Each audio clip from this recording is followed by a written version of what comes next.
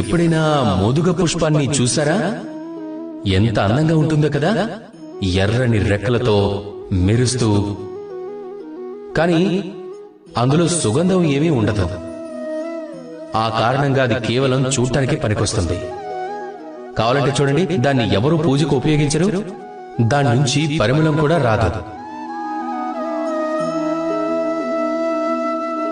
అలాగే మన జీవితంలో కూడా అలాంటి వాళ్ళు చాలా మంది ఉన్నారు. వారి నుండి గౌరవాన్ని సంపాదించుకోవాల్సి వస్తుంది. ఒకవేళ మీరు గొప్ప కులంలో జన్మించారు అంటే మీ దగ్గర అన్నీ ఉన్నాయి అనుకోండి, ధనం ఉంది, ఐశ్వర్యం ఉంది, అన్ని మీకు ముందు నుండే ప్రాప్తించాయి. అప్పుడు కూడా మీకు ఈ ప్రపంచం గౌరవం ఇవ్వదు. ఎప్పటి వరకు ఇవ్వదో తెలుసా? ఎప్పటి వరకైతే మీరు మీ లోపలి గుణాన్ని మేల్కొల్పేంత వరకు, మంచి పనులు చేసేంత వరకు, మీ లోపల ఈ మంచితనం అనే సుగంధాన్ని మేల్కొల్పనంత వరకు.